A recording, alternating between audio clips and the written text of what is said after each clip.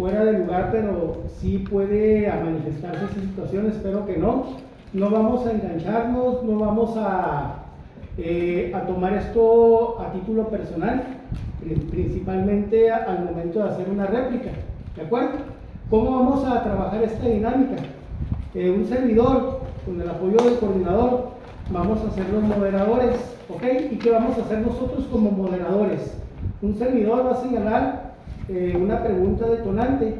Para iniciar, voy a comenzar con la compañera sobre un aspecto que ella considere a título personal le atribuye positivo en materia económica al gobierno de Vicente Fox y de Felipe Calderón. Una vez de que ella haya externado su postura, inmediatamente, de manera voluntaria, ¿ok? Lo quiero manejar de manera voluntaria, pero si no hay participaciones nos vamos a ver en la necesidad de convocarlos, ¿vale? Exhortarlos a que participen al azar. Entonces van a hacer una réplica, es decir, ¿por qué en su momento no está de acuerdo? A lo mejor ustedes sí coinciden, es de la misma ideología o comparte la opinión de la compañera. En ese caso pues no hay réplica que hacer, ¿de acuerdo? Pero la característica principal de estos temas es de que es muy variante la postura de cada uno de nosotros. Entonces difícilmente nos vamos a topar con muchas coincidencias. Sí va a haber, pero no al grado de que no podamos darle seguimiento a esta actividad. No sé si tengan alguna pregunta hasta aquí. Es la manera en que vamos a trabajar entonces esta dinámica. Ahí vienen los puntos, ¿verdad? Lo que se va a evaluar la argumentación, una argumentación coherente y fundamentada. ¿Qué quiere decir? Que lo que nosotros estemos expresando tenga sentido, tenga relación con lo que se está preguntando, ¿de acuerdo? Que no hablemos nada más por hablar o toquemos temas que no vienen al caso. Se va a evaluar la objetividad y firmeza de su postura ideológica. No podemos vacilar. Si usted está defendiendo, si usted está apoyando una causa, un ideal, tiene que ser claro, específico y no dudar, no titubear, ¿de acuerdo? Capacidad de hacer y responder réplica, ¿ok? Si yo doy mi opinión, mi argumento y luego se me hace la réplica, yo debo escucharla, analizarla y posteriormente, si así lo deseo, porque no es obligatorio, muchas veces por estrategia nos quedamos callados, ¿de acuerdo? Por la razón que ustedes gusten, es un derecho. Pero si usted quiere dar respuesta a la réplica, es la contrarréplica, es decir, una respuesta a esa contradicción a la opinión inicial, ¿de acuerdo? Tenemos que tener la capacidad de hacerla y de escucharla. Respeto y tolerancia a las posturas discrepantes. Todos pensamos de manera diferente, sin embargo tenemos coincidencia. Muy independientemente de eso, el respeto a la libertad de expresión, el respeto al hecho de que porque una persona, un compañero, una compañera no coincida con nuestra filosofía o ideología, idiosincrasia, no nos da derecho a hacer una crítica más allá de lo personal o constructivo. Es decir, en la réplica yo voy a argumentarle por qué yo desde mi postura considero que debería recapacitar, pero es una simple sugerencia enfocada a una expresión libre. Yo no tengo por qué estar de acuerdo con la compañera, pero respeto su postura, la voy a escuchar y después yo voy a tener la oportunidad de hacer lo mismo, de reafirmarle por qué mi postura sigue firme y al contrario, ella debería considerar mis argumentos para una posible meditación y un cambio de postura. ¿Me explico? A eso se refiere. Y finalmente, compañeros, el liderazgo y seguridad moral. ¿A qué nos referimos con esto? Tenemos que saber y sustentar nuestra postura. ¿A qué me refiero en específico? Esto sucede mucho en la abogacía. Cuando estamos aprendiendo, yo quisiera ser como el licenciado Juan Pérez, es un erudito, es un gran maestro, pero a la hora en que yo voy aprendiendo, veo que algunas de sus ideologías no congenian con mi forma de pensar. Entonces, yo no tengo la obligación, aunque yo respete o admire a esa persona o coincida en algunos aspectos, forzosamente tengo que cambiar todo mi contexto para estar alineado a esa persona. Entonces, yo tengo que formar mi propia certidumbre, mi propia ideología y saberla sobre todo defender con firmeza, tener esa seguridad de lo que estamos hablando y de lo que estamos defendiendo. En una sola palabra, yo lo manejo a título personal, es convicción. ¿Ok? Convicción. No sé si tengan alguna pregunta, compañeros. Las prohibiciones, pues, ahí están, ¿verdad? No vamos a llevar a cabo faltas de respeto, ni usar palabras ofensivas, altisonantes. No vamos a engancharnos, ¿verdad?, de querer hacer una contrarréplica con la intención de quedarme con la última palabra o aterrizar, como se dice coloquialmente, a la persona que lo hizo. No se trata de eso, ¿ok? Se trata de saber tolerar y saber, sobre todo, discernir de las situaciones que son de expresión diferente a la nuestra, ¿de acuerdo? Alzar la voz. Todos sabemos gritar, ¿ok? No se necesita gritar para dar una argumentación objetiva, ¿de acuerdo? Entre más levantamos la voz, compañeros, más inseguridad estamos demostrando, se lo digo abiertamente. Hay personas que gritan y hasta quieren intimidar, es inseguridad. La persona que grita es, aparte de cuestiones emocionales, es una inseguridad manifiesta. Entonces nosotros, si tenemos esa certeza de lo que estamos expresando, opinando, no requerimos alzar la voz. Y aparte, todos los presentes merecemos respeto. Obviamente, por ahí a lo mejor les llama la atención no caer, ¿verdad?, en una postura machista o feminista. ¿A qué me refiero con esto? No vamos a aprovechar la coyuntura para enaltecer situaciones que probablemente aún están presentes o son del pasado, pero que no vienen al caso. Que a lo mejor es un hecho aislado que usted quiso citar, es válido como ejemplo, pero no vamos a involucrarnos o a quedarnos estancados en ese ejemplo, ¿me explico? Ya nos ha tocado que se escapa a veces la intención por querer defender a fuerzas una causa. Ya las instancias correspondientes son las que hacen ese tipo de gestiones. Y compañeros, lo más importante, argumentar, no argumentar sin sustento. Vuelvo a repetir, estamos trabajando la práctica de los argumentos. No podemos cantinflear, no podemos hablar, me sé 2 o 3 palabritas técnicas, las voy a utilizar y ya con eso voy a aparentar dar una buena réplica. No, si no tiene respuesta o no haya cómo responder a una opinión contradictoria, guarde silencio. Guarde silencio y en su momento oportuno, ya que haya investigado o lo haya analizado bien, podrá en su momento hacer dicha réplica, ¿de acuerdo? Eso es en la vida cotidiana. Esto les va a servir mucho en la abogacía. Muchas veces la contraparte nos va a atorar y nos quedamos, pues no hay que responder, entonces me quedo callado para no afectar intereses jurídicos del cliente, ¿de acuerdo?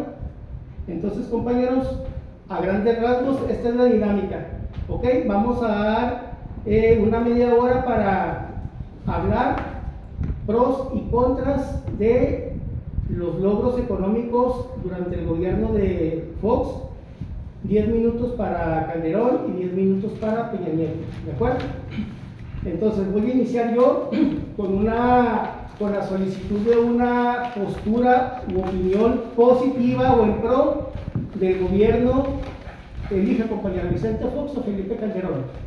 Felipe Calderón. Ok, la compañera va a externar una postura personal positiva en pro en materia económica del gobierno de Felipe Calderón. La vamos a escuchar atentamente y una vez que haya terminado de brindar de compartirnos su opinión de manera voluntaria, como ahorita les dije, vamos a alzar la mano. ¿Quién quiere contradecir con argumento su postura? ¿De acuerdo? Adelante.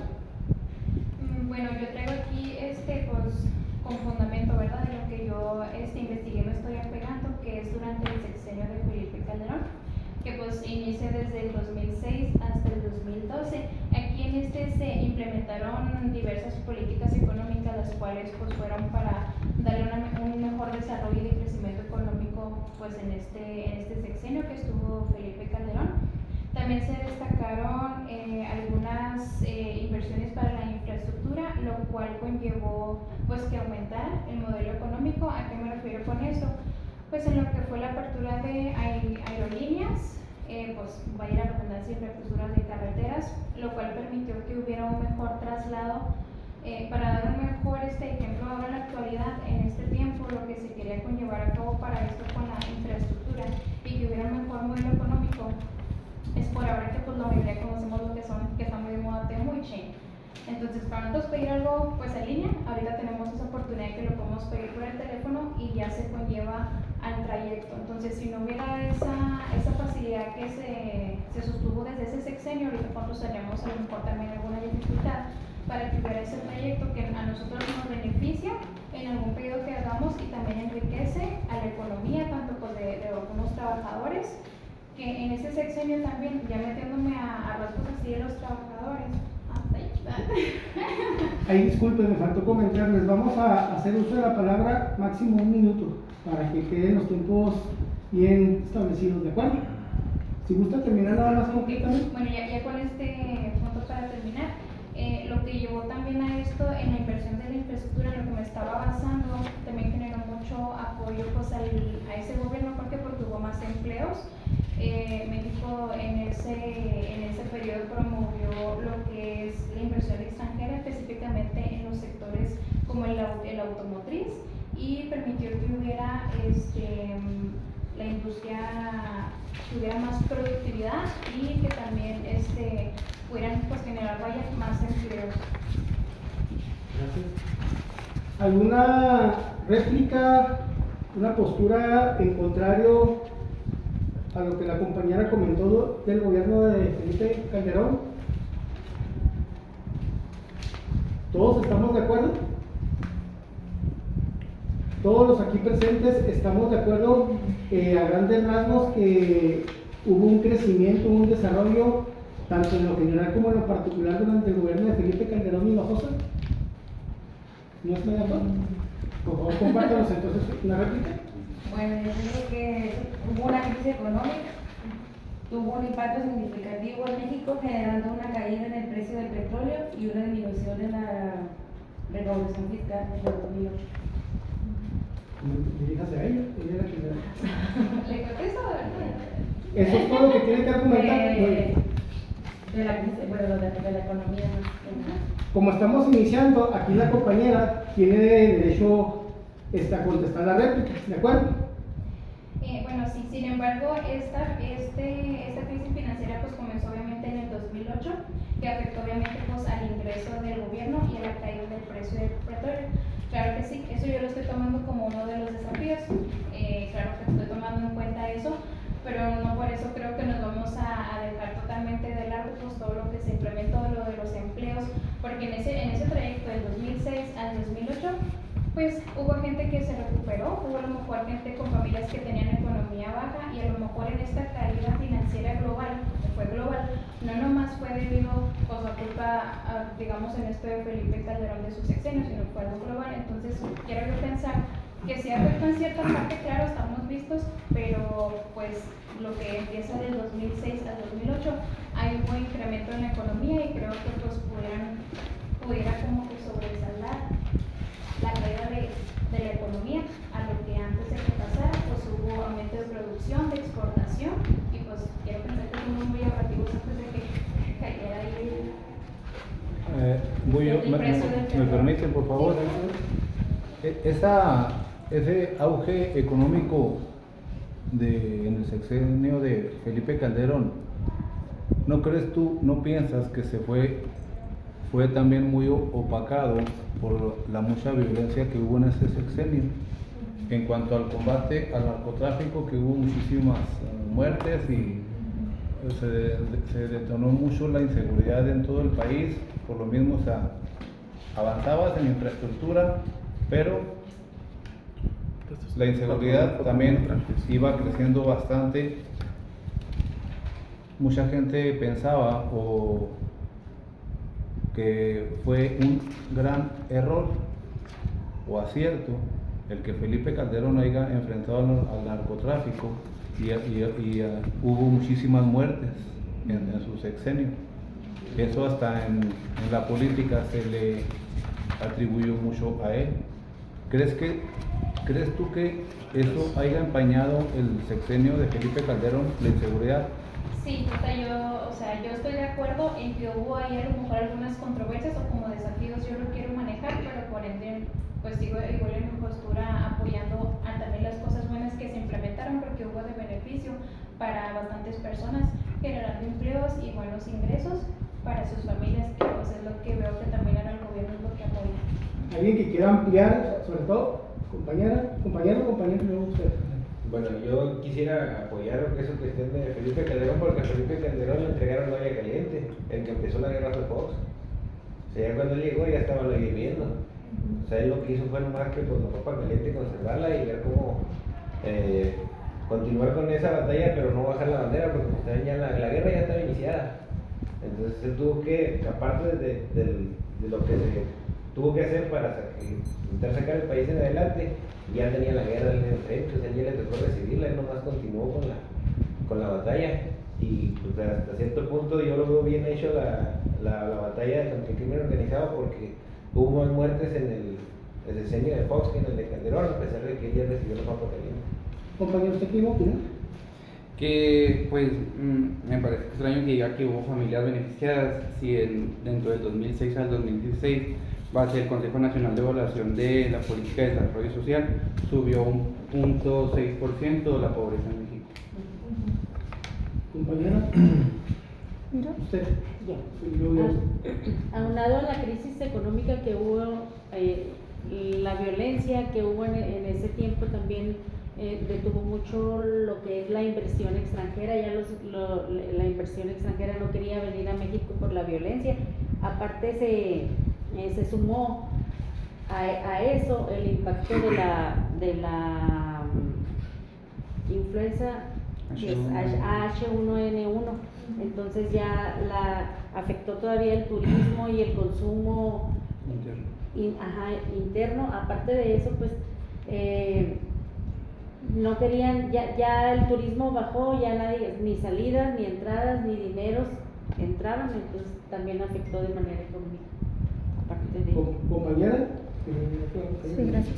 Por ejemplo, bueno, lo que yo leí, ¿verdad? Sobre una tabla comparativa que hice, como comentaba ella, que sí, pues en efecto aumentaron lo que es, a diferencia del sexenio de Vicente Fox, que fue de 2 millones de lo del aumento de empleos, y con Felipe Calderón 2.3 millones, pero en lo que es el salario real, pues fue en ese sexenio de Calderón que se quedó estancado completamente. Y por ejemplo en el de Vicente sí hubo una ligera, pero un ligero aumento en lo que es, más aparte que pues Vicente Fox en este caso fortaleció el Tratado de Libre Comercio, ¿verdad? Que eso pues sí le da un ingreso a lo que es a la economía del país, ya que nos ayudó con lo de las barreras de comercio, todo lo de los impuestos, y nos ayudó a una mejor pues intercambio de bienes o de servicios. Compañera, le voy al compañero. Con lo que decía el compañero de los narcos, según yo lo que investigué es que Calderón declaró la guerra contra el narco. Una réplica al argumento de la gente. Que generó más violencia y aumento de las muertes relacionadas con el crimen organizado. Ahí, como es una réplica, gente Ríos, ¿quiere contestar a la réplica o se entiende? No, es que el que empezó la guerra fue Fox. En su sexenio fue el que implementó lo que fue la guerra en contra del narco. Cuando entra Felipe Calderón, él nomás continúa lo que es la misma guerra que ya se había comentado. Entonces le tocó ganar la olla caliente y tenía que emplearla de alguna manera. Sí tuvo que, parte de lo que él traía planeado, de mejor de proyectos y ingresos, sí tuvo que destinarlo a la guerra porque él ya recibió la guerra en su mano. O sea, no tenía otra opción. Más bien no negoció. El compañero, y luego cerramos con la gente de Rubio para cambiar la siguiente cuestión.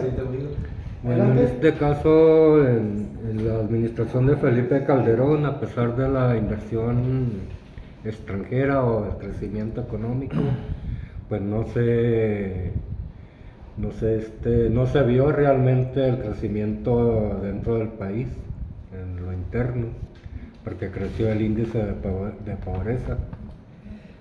También hubo programas sociales, pero pues nomás por encimita.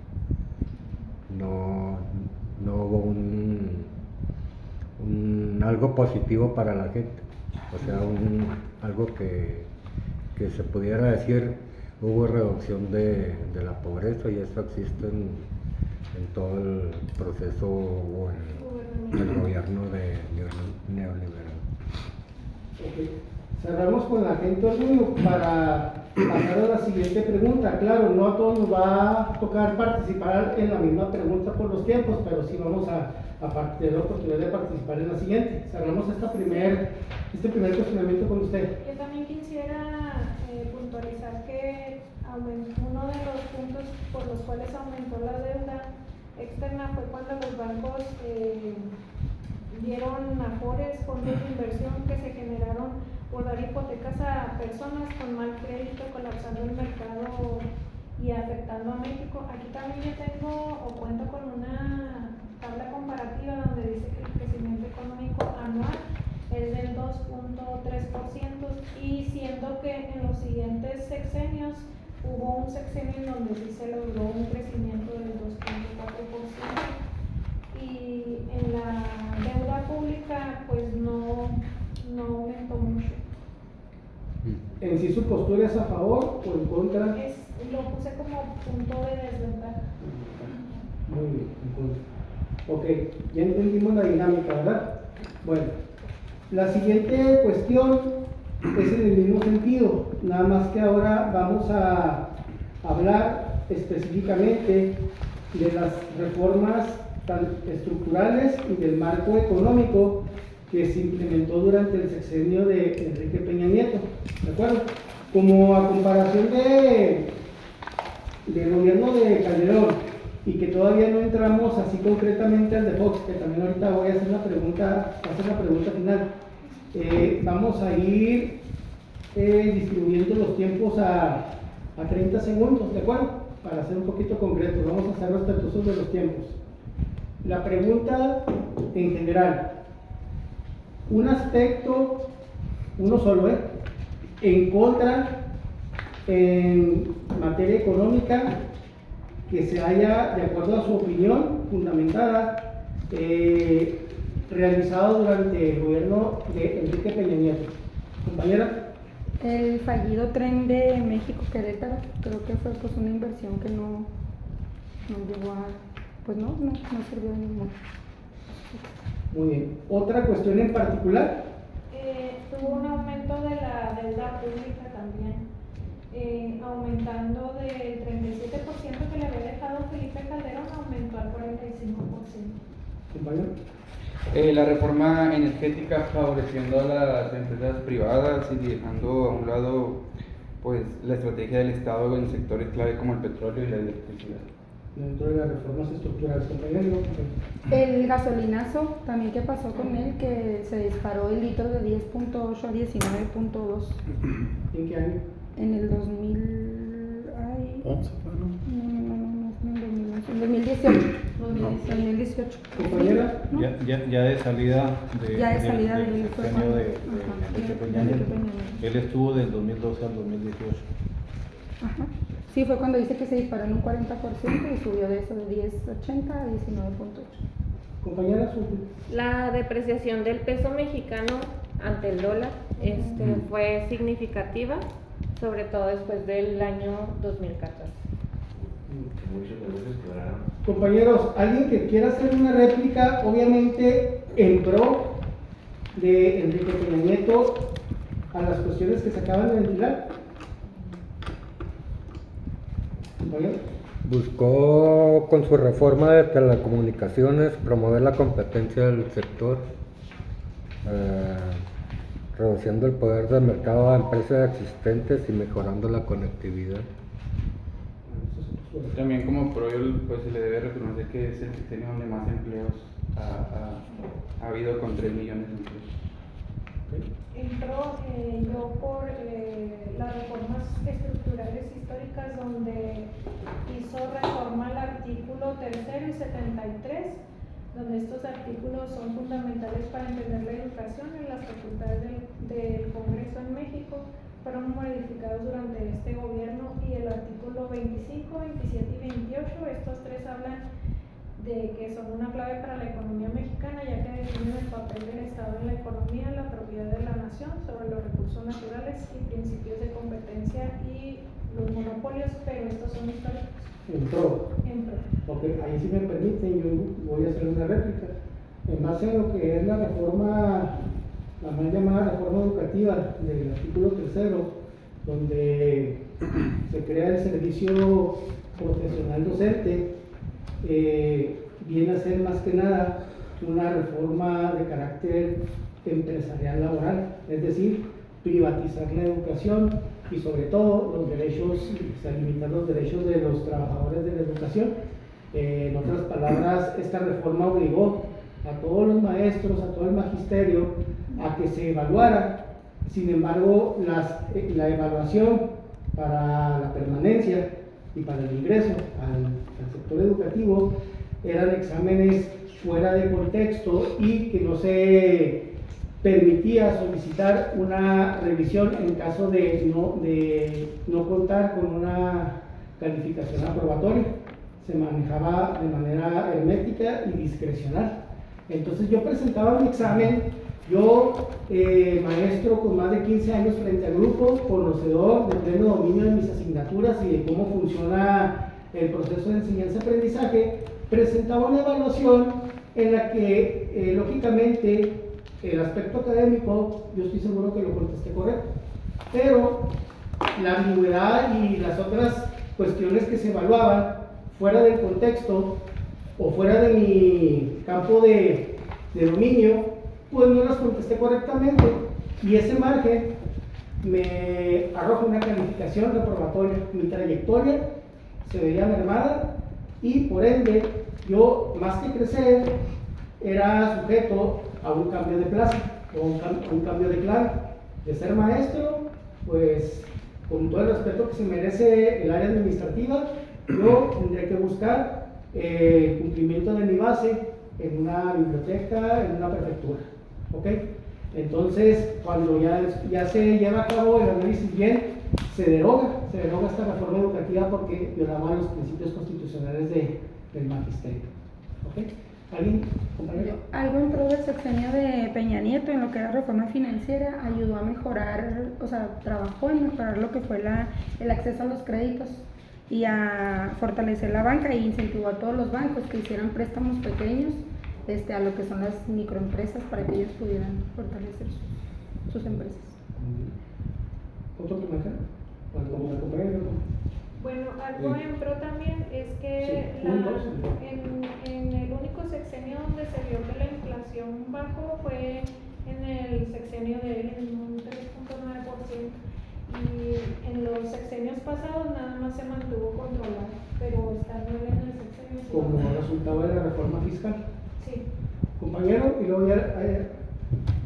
Sí, hubo una reforma energética que hizo Peña Nieto, donde fue con el objetivo de traer capital extranjero al país y aumentar lo que es la producción en petróleo y gas. En las concesiones, sobre todo Muy bien, compañero. Sobre la reforma educativa, yo creo que hay un punto a favor también, que fue el examen de oposición. Ahora ya cualquier persona con carrera podía aspirar a ser docente por medio de un examen y no nomás por, a lo mejor de ASUS o que es hijo de fulanito. Ya cada quien podría ingresar al sistema de una manera pues imparcial, se puede decir. Okay. Actualmente, por logros del sindicato, sobre todo del CENTE, se pueden heredar todavía las plazas cuando se jubila un familiar trabajador de la educación, sea docente o administrativo. Para aclarar, y el examen de oposición no necesariamente tiene que ser normalista, cualquier profesionista lo puede presentar y puede ingresar al servicio profesional docente, pero ya está más bajo regla, no así de manera discrecional, aunque no me consta pero con testimonios de gente fidedigna.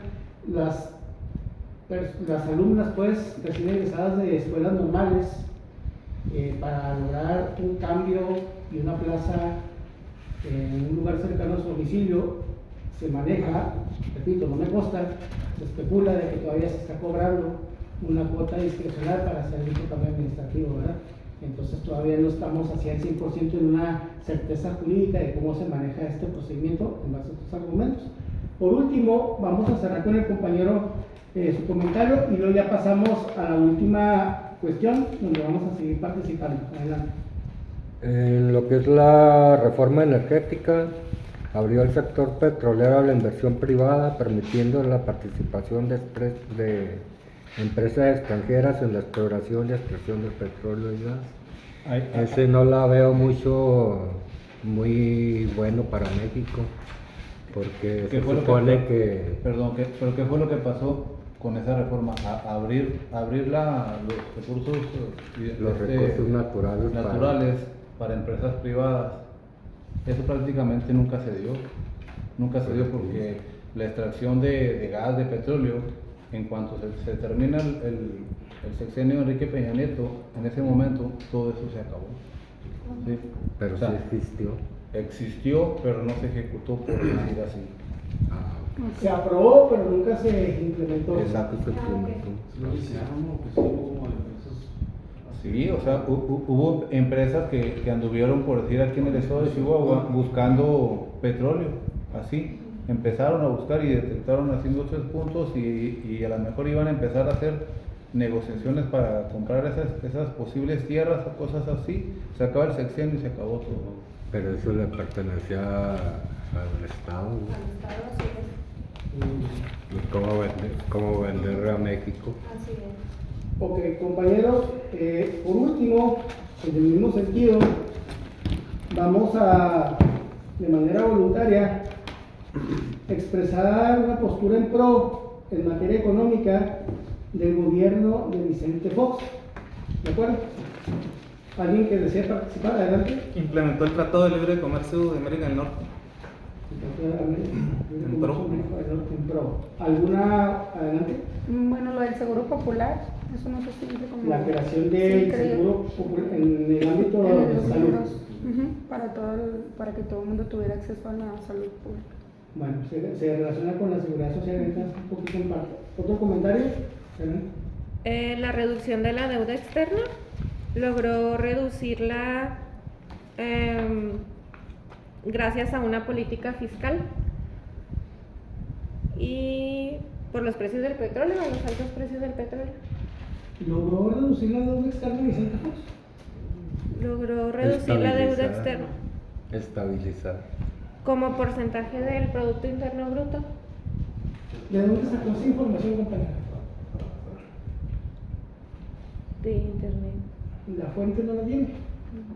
¿Alguien que esté familiarizado o esté en apoyo a este comentario? En pro. De que la deuda externa se haya, ¿cómo manejarlo? ¿Cómo dijo usted, compañero? Estabilizado durante el gobierno de Vicente Fox. No, según lo que la contigo se redujo de 10.600 a 11.600 millones de dólares la deuda externa de su sexenio. ¿La fuente la trae? Era de Wikipedia. Wikipedia. Estrictamente prohibido Wikipedia, compañeros. Pues de hecho la deuda subió un 2% en el sexenio. Fue el que menos endeudó el país, pero sí hubo un aumento. Sí, es diferente contexto mejorar, ¿verdad? O estabilizar a no endeudar, porque a fin de cuentas sí endeuda, ¿de acuerdo? Hay que checar bien ahí las fuentes de información. De hecho es un pro de que es el único que no ha endeudado tanto al país. Sí, porque del 34% pasó al 30%, o sea, no lo endeudó. Aparte que fue el primero de quitar un partido político del poder después de 70 años. La jornada disminuyó la deuda externa, pero aumentó la deuda interna 61.000. Vamos a continuar con la compañera que ya tiene algo levantando la mano.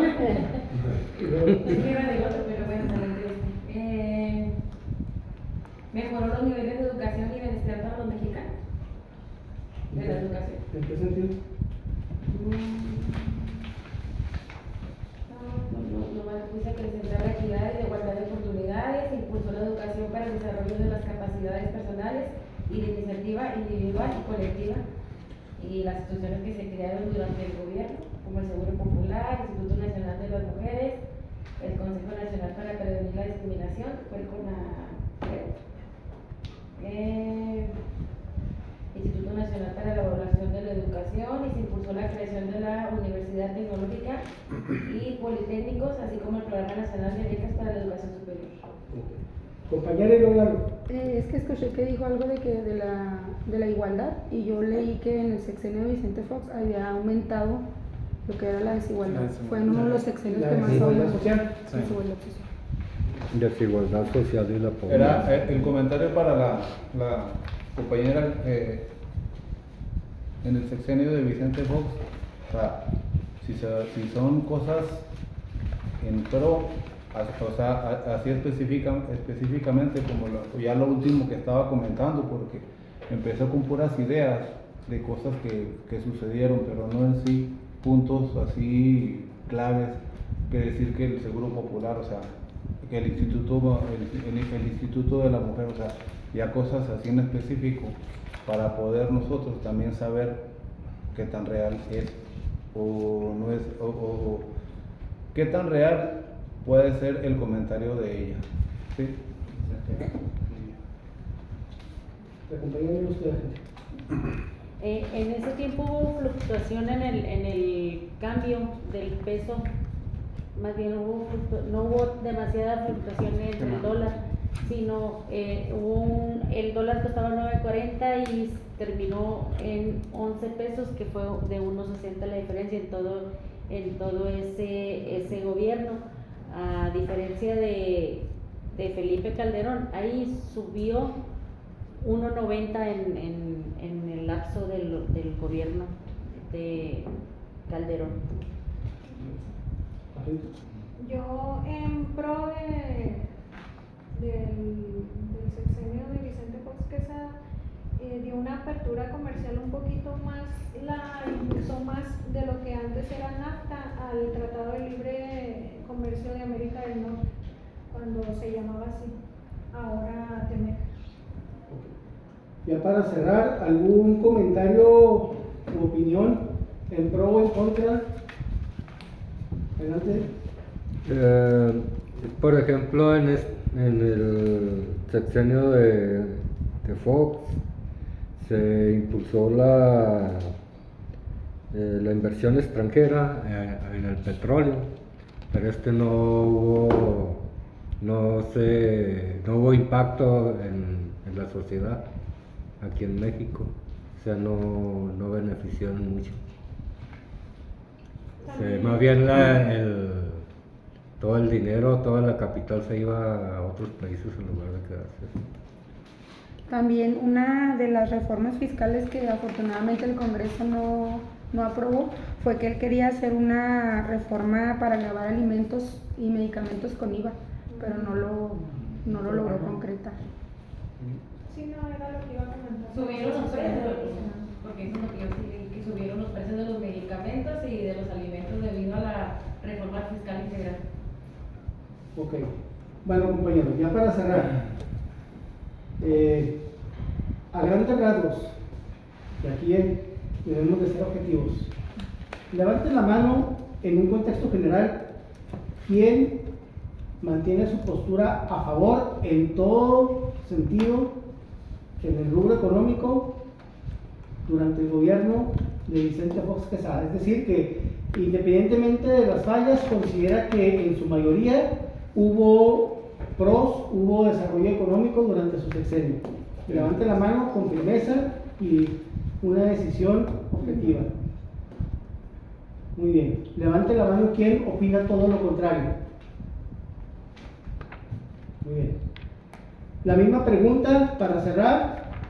En el gobierno de Felipe Calderón, ¿quién sostiene con firmeza su convicción de que en términos generales la economía, el desarrollo económico fue en pro del país? Muy bien. ¿Quién opina lo contrario? También se puede abstener en un momento dado. Ok. ¿Quién se abstiene? Me la opinión para no entrar en mi controversia. Y finalmente, en el mismo sentido, ¿quién sostiene una postura con firmeza objetiva en pro de el rubro económico durante el gobierno de Enrique Peña Nieto?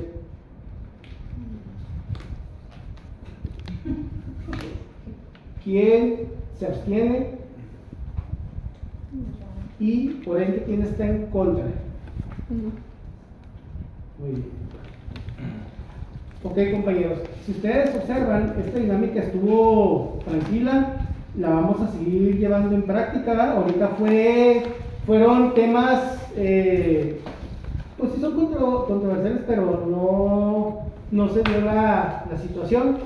Ya cuando entremos con esta dinámica en materia penal, sobre todo en los delitos sexuales y en los delitos de patrimonio, ahí vamos a ver que va a existir una diferencia muy marcada, ¿verdad? Pero sí, repito, ya para terminar, no se trata de asentar qué gobierno fue mejor, qué gobierno implementó mayor desarrollo, porque a fin de cuentas es nuestro fundamento, ¿de acuerdo? Lo que realmente estamos valorando es la forma en que usted argumenta, mantiene, defiende su postura. Ahorita, obviamente, no se puede arrojar una calificación, ¿verdad? Tanto el coordinador como un servidor. Nos vamos a apoyar ahora sí mucho de la evidencia del video para estar analizando, retroalimentando estas participaciones y en su momento generar una calificación. Sí. Ya con esto estaremos cerrando, compañeros, lo que corresponde a las asignaturas de Derecho Económico y Problemas Socioeconómicos. ¿Ok? Vamos a continuar aquí en la reunión para terminar lo que es garantías constitucionales. ¿De acuerdo? La reunión pasada llegamos hasta el artículo 13, ¿verdad? Chequen, por favor. Déjenme.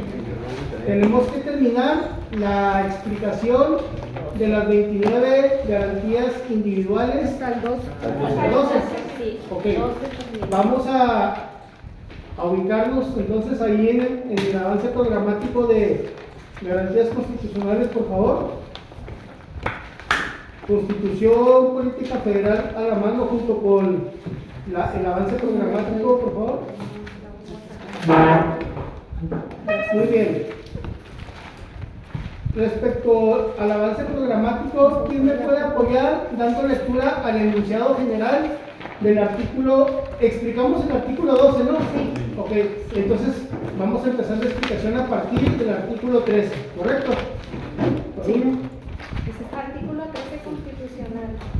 Prohibición de leyes privativas y tribunales especiales en México. Ok.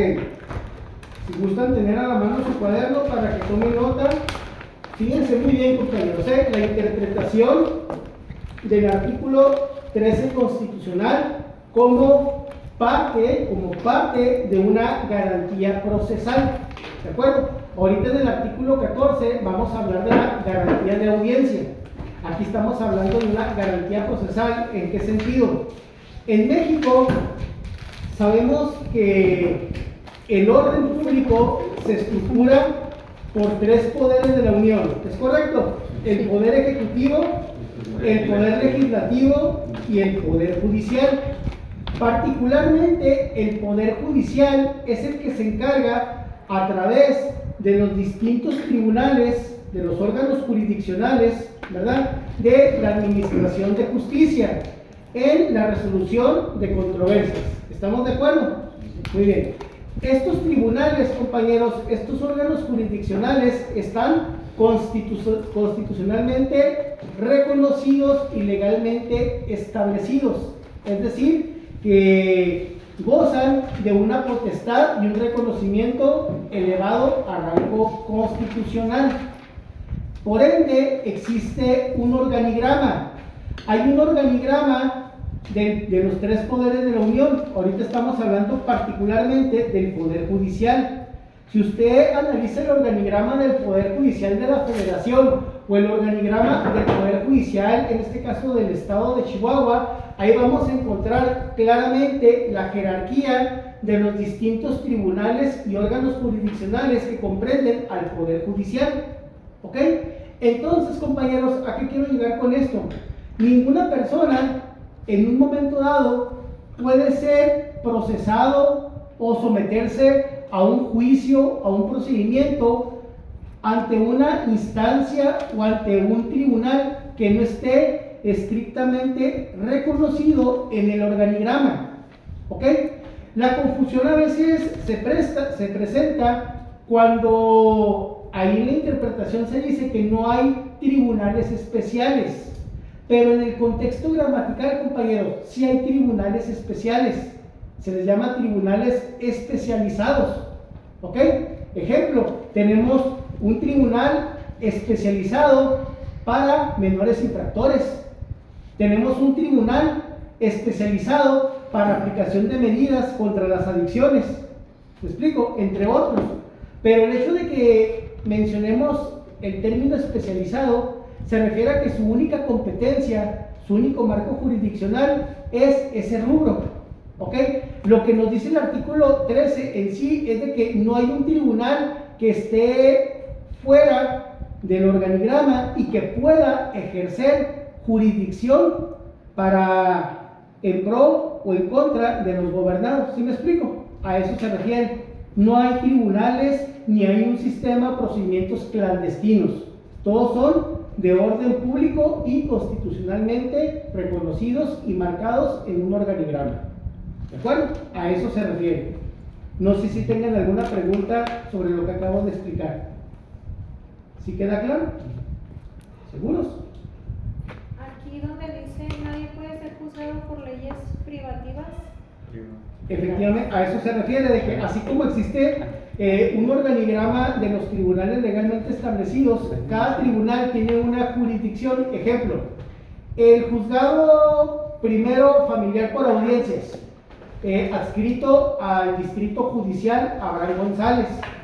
¿Cuál es la ley que se va a utilizar, para la resolución de conflictos ante este tribunal? El Código de Procedimientos Familiares del Estado de Chihuahua y en algunas ocasiones el Código de Procedimientos Civiles, ordenamientos jurídicos que están legalmente reconocidos en nuestra instancia.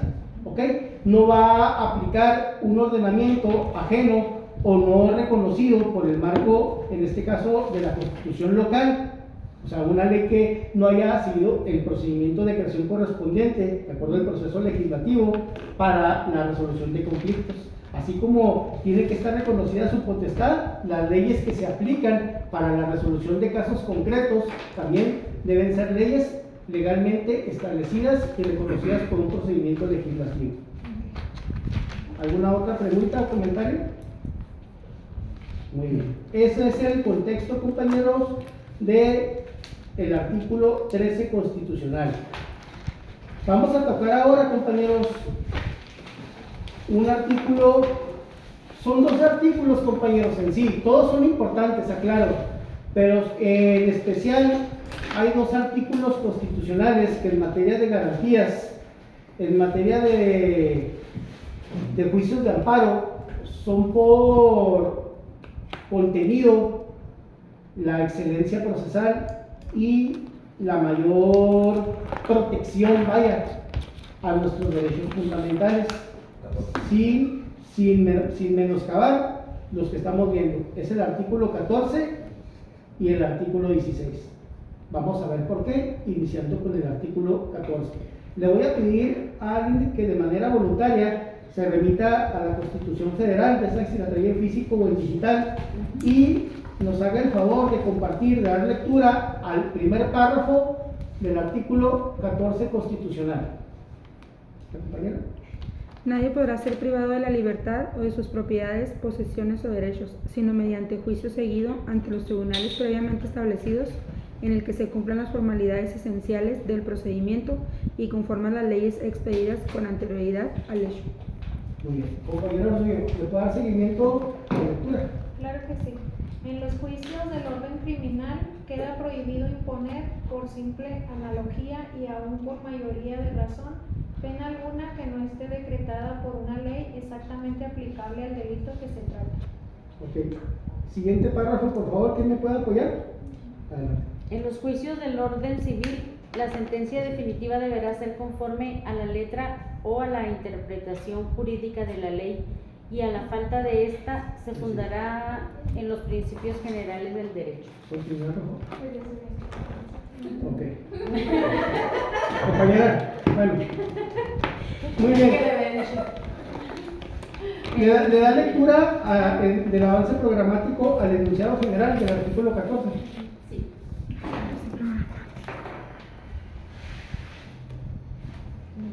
Artículo 14 constitucional, carácter que mencionamos, garantías de audiencia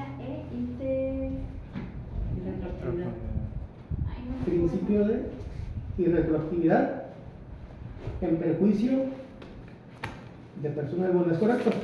Que garantía de audiencia e retroactividad a la ley y perjuicio de persona alguna. Muy bien. Fíjense muy bien, compañeros.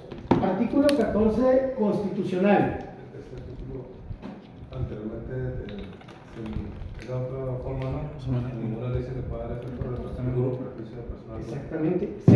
Se ha reformado actualmente, es lo que voy a explicar, para abarcar un contexto más homologado, vamos a llamarlo así.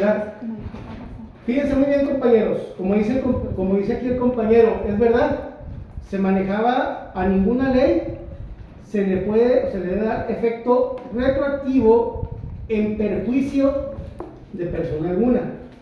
El contexto de la irretroactividad todavía prevalece en esencia en el contexto del artículo 14.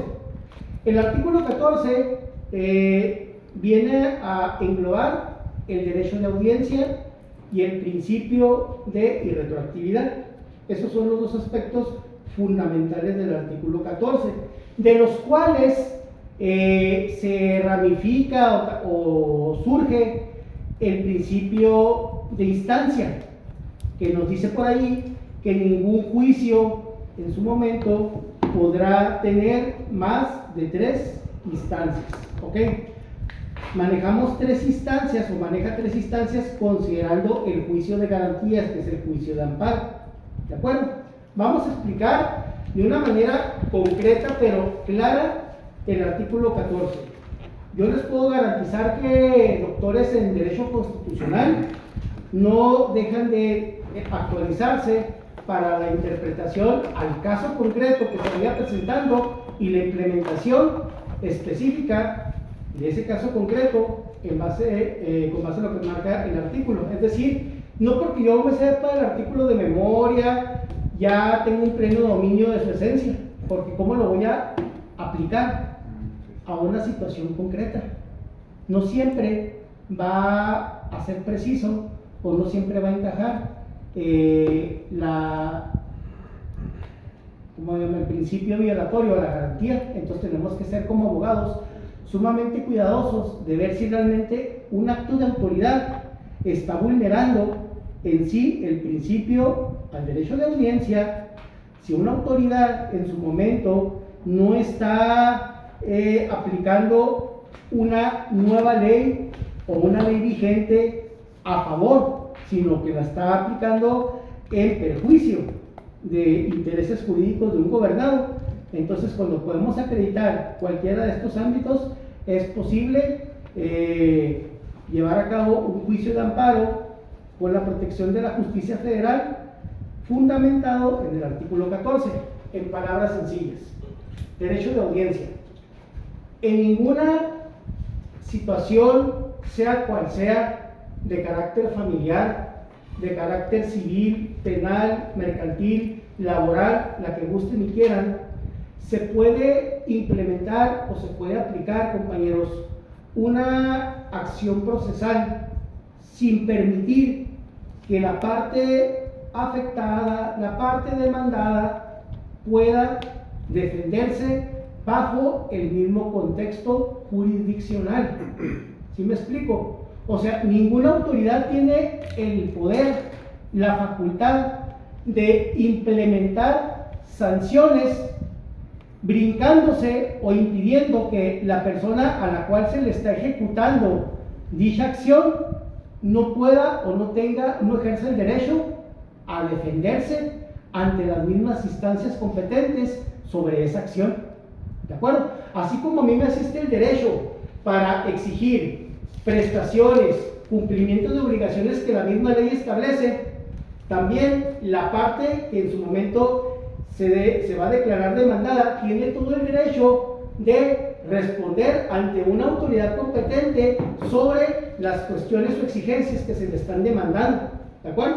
Ese es el derecho de audiencia, compañeros. Todos tenemos derecho a ser oídos y vencidos en juicio. Así se maneja. Toda persona tiene pleno derecho de ser oída y vencida en juicio. ¿Qué significa esto? Que todo el mundo puede agotar sus instancias, sus derechos ante los órganos jurisdiccionales competentes.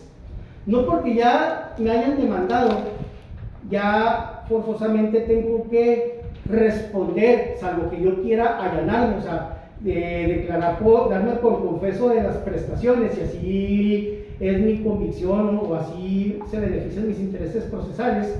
Pero si no es de esa manera, yo puedo hacer una contestación y puedo reconvenir, que es el término correcto, una contrademanda, y puedo sujetarme a una autoridad para que sea quien tenga la última palabra. Esto es muy importante sobre el derecho de audiencia, compañeros, antes de darles la palabra.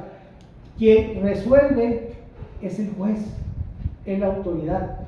El abogado, la abogada, hace lo propio, argumenta, presenta pruebas, expresa de manera oral, ¿verdad?, a título de debate sus posturas a favor del cliente, y en su momento lo que tenemos que lograr es convencer o llegarle al ánimo del juzgador, porque es el que va a emitir la resolución.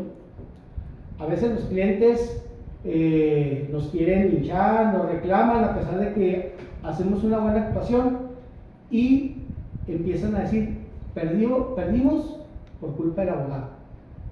¿No? Claro que a veces hay situaciones donde el abogado no hace bien su labor, no podemos descartar, pero aquí lo que yo quiero que entiendan es de que un juez es quien resuelve de fondo una situación.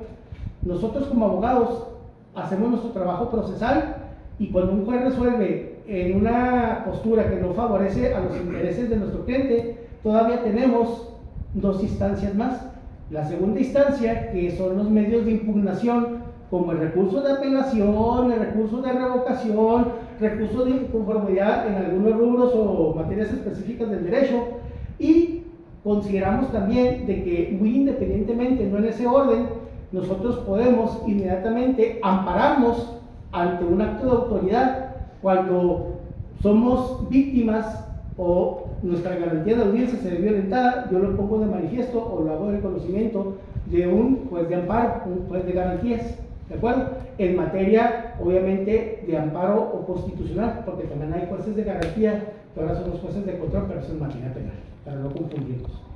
Entonces, siempre nosotros tenemos que hacer valer nuestro derecho de audiencia. No se me puede aplicar una sanción, un acto de autoridad sin respetar el derecho de audiencia, de defenderme, de yo también participar ante una autoridad, presentar mis pruebas para defenderme, negar los hechos, acreditarlos, y en su momento dado, ya que agoté esas instancias, a lo mejor fui beneficiado o efectivamente se ha declarado de que yo soy responsable de las acciones demandadas, pero ya en su momento agoté las instancias correspondientes.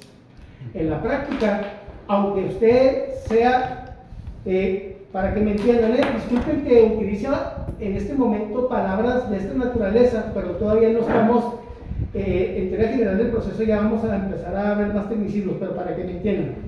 Aunque nosotros sepamos que lo que nos están demandando es verdad, o sea, sí, yo tengo que pagar, pero quiero hacer el ejercicio de mi derecho procesal, de mi derecho a audiencia, a ver si pega. yo si era el abogado, ¿sabe qué? Sí les debo, pero quiero hacer tiempo, o quiero hacer así, discúlpenme. Y empieza usted a presentar sus argumentos hasta donde pueda acreditar alguna excepción. Por eso, no se claven tanto cuando, oiga, ¿por qué está diciendo mentiras? Es parte de la práctica. ¿Por qué está negándolo si sabe que es verdad? No, usted dijo que sí, no, pero hay que negar. O sea, si él dijo que es negro, pues tú no sé que es blanco, porque se tiene que fijar la litis. Porque si me demanda y yo tengo 9 días hábiles para contestar en un juicio ordinario la demanda, y para que no me dé para atrás en la misma contestación, tengo que manifestar una oposición o una afirmación de que ignoro los hechos, porque si digo que sí, efectivamente, lo reconozco, ¿qué está pasando ahí? Estoy allanándome, estoy aceptando, entonces no hay litis. Para que exista una litis, tiene que haber una contradicción en los argumentos de las partes, y solamente así se puede solicitar una audiencia preliminar para que lo sienten ahí con el secretario primeramente. A ver, ¿qué quieren hacer? ¿Por qué dices que es negro? ¿Y tú por qué dices que es blanco? Aquí entre nos, ¿qué es? Es blanco. Y luego lo queremos negociar. Así se manejan las cosas, ¿eh? Entonces, pero para esto, primero tenemos que agotar las instancias, ¿de acuerdo? Entonces, no les extrañe, porque muchas veces me dicen, oiga, pues no es que usted es muy honesto, porque esta persona... No, es que es parte de la práctica, ¿de acuerdo? Sí vamos a reconocer, pero bajo una negociación. Pero para que llegue ese momento, tengo que decir ahorita, tengo que contestar que no, que es negro. ¿Me explico? Pero todo esto que les comento está dentro, inmerso en la garantía de audiencia, de ser oído y vencido en juicio, como marca los términos procesales. ¿Alguna pregunta? Adelante. Entonces, cuando un vehículo es remitido al corralón sin juicio ni nada, ahí que ¿en qué ley se ampara? ¿Cómo es que? Eso lo vamos a ver ahorita en el artículo 16. ¿Okay? El artículo 14 y el artículo 16 van de la mano, porque este es el principio al derecho de audiencia, y el artículo 16, como lo vamos a ver, se resume como el principio de legalidad. Permítame un momento. Entonces, aclarando, artículo 14, derecho de audiencia, ¿ok? Toda persona tiene el derecho de defenderse ante los órganos jurisdiccionales competentes, ¿de acuerdo?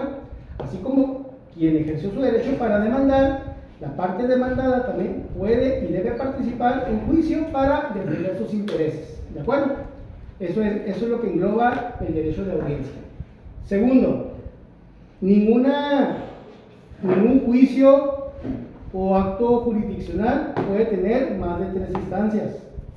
Primera instancia es el juicio ordinario, ¿ok? Cuando se ventila aquí en algún tribunal local. Segunda instancia es un tribunal de apelación, ¿ok? Cuando nos sentimos que la sentencia emitida por el juez de primera instancia genera agravios a mis intereses, entonces yo voy a apelar o voy a interponer un recurso, medio de impugnación que la misma ley procesal me permite, para intentar 3 acciones: modificar, revocar, o en el peor de los casos, que confirmen la resolución o sentencia que yo estoy apelando. Y se maneja como, repito nuevamente, como tercera instancia, el juicio de amparo, que en su momento nosotros promovemos cuando consideramos que el acto de autoridad, y lo podemos acreditar, vulnera alguna garantía individual o un derecho humano. Fuera de ahí, ya no hay más que hacer en el marco legalmente establecido. ¿Ok? O sea, tiene que haber primero las 2 audiencias para poder irse por el amparo, si no, no puede ir. El amparo usted lo puede promover en cualquier momento procesal, no importa si lo demanden y está procesados para contestar. Si quiere no contesta la demanda, se brinca el proceso y se ampara directamente.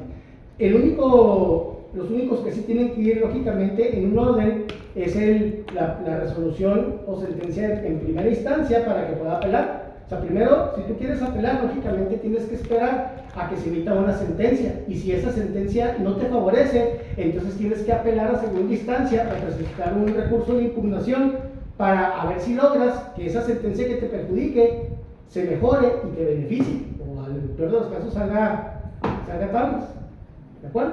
Y el amparo muchas veces se recomienda dejarlo al último, pero si yo estoy seguro que el acto está violentando mis garantías, pues directamente me amparo y me ahorro tiempo, dinero y esfuerzo, y el tribunal del juzgado de distrito, si es un amparo indirecto o si es un amparo directo, el tribunal colegiado me va a emitir la protección de la justicia federal y ya no va a tener razón de hacer ese acto de autoridad. ¿Ok? Todo esto que les estoy hablando a lo mejor no lo entienden todavía, pero poco a poco, aquí no, nada más lo que quiero resaltar es que no puede haber más de 3 instancias. Fuera de ahí ya no hay acto procesal que hacer, ya no se puede hacer otra instancia, dentro del marco institucional, lógicamente. ¿De acuerdo? ¿Vamos bien hasta aquí? Con respecto a lo que dijo el compañero, sí dice que nadie puede ser privado de sus bienes hasta que no haya una justicia, entonces ahí cómo lo va a explicar. Sí, o sea, obviamente aquí, al hablar que no puede ser privado de sus bienes, sino hasta que se ventile un juicio, volvemos a lo mismo, la garantía al derecho de audiencia. O sea, para poderle privar de sus bienes, obviamente se tiene que ventilar todo un procedimiento, todo un juicio. No voy a llegar yo como autoridad y se los voy a quitar así sin alguna justificación o fundamento emitido por una autoridad competente. Y si lo hago, porque sí sucede, sobre todo en esas famosas gestiones extrajudiciales que llegan y por sus pistolas, las personas encargadas embargan o toman sin tener un mandato judicial. Ahí obviamente se está violentando la garantía a ser oído y vencido en juicio. No existe una sentencia donde ya se esté declarando procedente un embargo en mi contra. ¿Me explico? En ese sentido. Y si se hace, puedo ya sea ampararme o bien solicitar una revocación. ¿Ok? No quiero profundizar para no revocarlos, aquí nada más en esencia que les quede claro que siempre para poder ser beneficiados o afectados sobre intereses, patrimonio, derechos y cualquier contexto jurisdiccional, tiene que ventilarse ante un procedimiento jurisdiccional, ya sea del Poder Judicial o de carácter administrativo, porque también tenemos instancias que se resuelven en cuestión administrativa o fiscal, como las controversias en materia de contribuciones, por mencionar un ejemplo. ¿De acuerdo? ¿Sí queda claro? Sí. ¿Alguna otra pregunta o comentario, compañeros? Garantías individuales. ¿No? Garantías individuales. Es lo que estamos viendo. Cada uno de estos artículos son nuestras garantías individuales en sí. El artículo 14, ¿qué garantías individuales está englobando? El derecho de audiencia, el principio de instancias que ya mencionamos y finalmente voy a explicar el más importante, el principio de irretroactividad en perjuicio de persona alguna. A ninguna ley se le puede dar efecto retroactivo en perjuicio de persona alguna. ¿Qué quiere decir este precepto, compañeros? Ningún orden jurídico, ninguna ley, ninguna norma a un caso concreto se le va a aplicar, aunque lo merezca. Se acaba de hacer una reforma donde se va a incrementar la penalidad, por decir un caso ficticio, se va a incrementar 2/3 partes de la actual pena a los violadores. Se va a agravar la pena. Muy bien.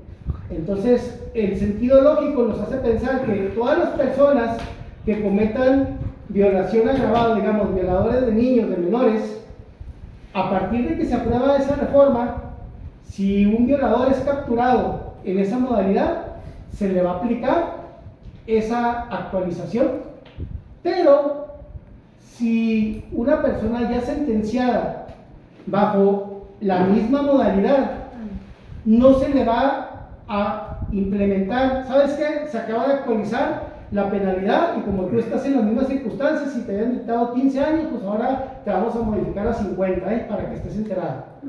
Por mencionar un ejemplo, ¿verdad? Entonces, ese sería en un rubro. Vamos a cambiar el contexto. En ese mismo ejemplo, yo estoy sentenciado por ese mismo delito. Y resulta que en vez de agravarse, de aumentarse, se disminuye. Se va a disminuir en una 1/3 parte de la penalidad.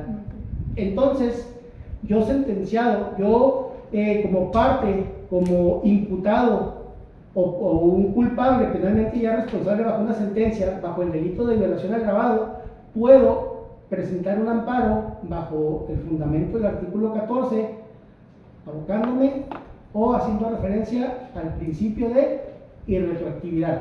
Es decir, como esa actualización beneficia, tiene que beneficiar a todo el contexto, a todas las personas que se encuentren involucradas o relacionadas en ese ámbito jurisdiccional.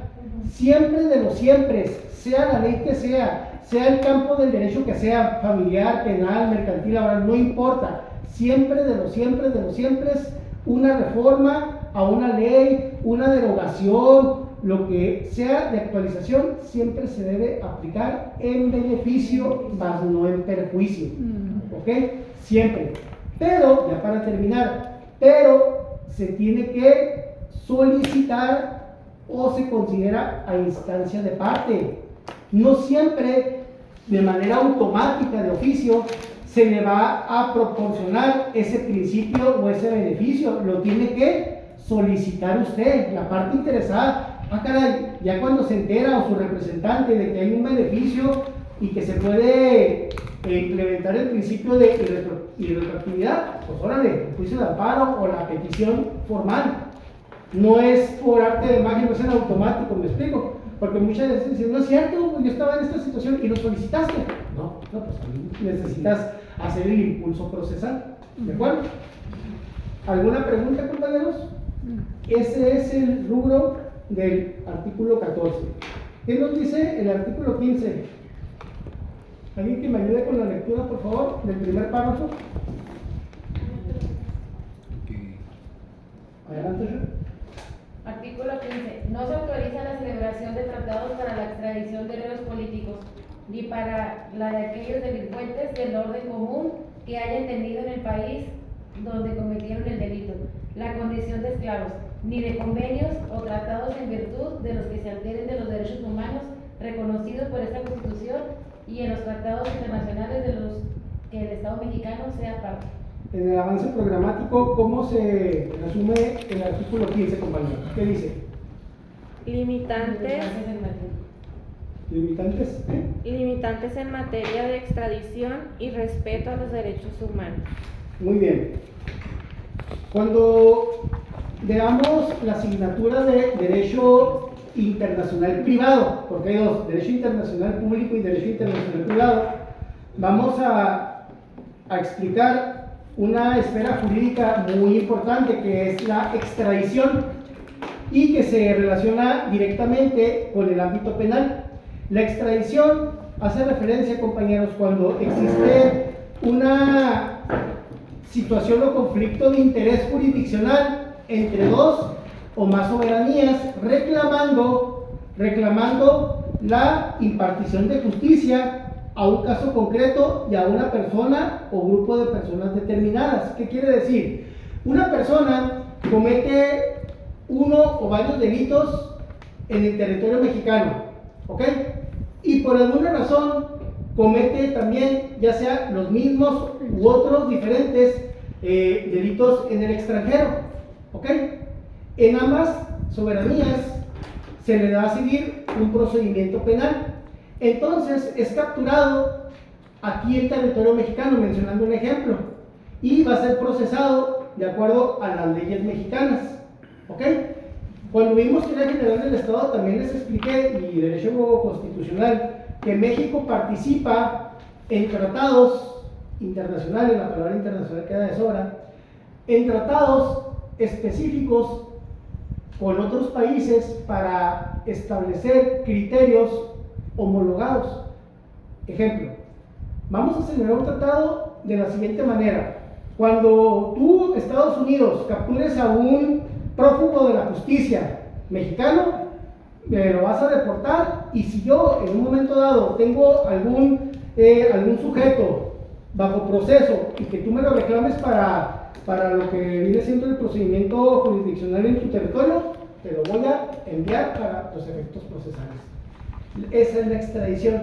El artículo 15 dice que mientras México no haya celebrado tratado internacional con otros países en los que se establezca o especifique claramente qué criterios se van a implementar o aplicar al momento de reclamar a una persona para aplicarle la justicia del derecho interno, quien lo haya capturado es quien lo va a procesar. ¿De acuerdo? Entonces, por eso, en la mayoría de las circunstancias sobre criminales muy reconocidos, hemos visto en los medios de comunicación de que están compurgando sus sentencias aquí en México y luego son reclamados más que nada por el gobierno norteamericano, y es donde, por respeto a ciertos tratados y acuerdos políticos, no lo podemos negar, se lleva a cabo el traslado o la extradición de esa persona para que una vez de que ya compurgó la totalidad o parte de su sentencia en territorio mexicano, vaya y le responda a la justicia extranjera. ¿De acuerdo? Entonces, eso lo vamos a ver más a fondo aquí, nada más para que ustedes tengan en cuenta que quien regula, o mejor dicho, la normatividad que regula todo en materia de extradición es el artículo 15. Y ahí van implícito, lógicamente, los derechos humanos.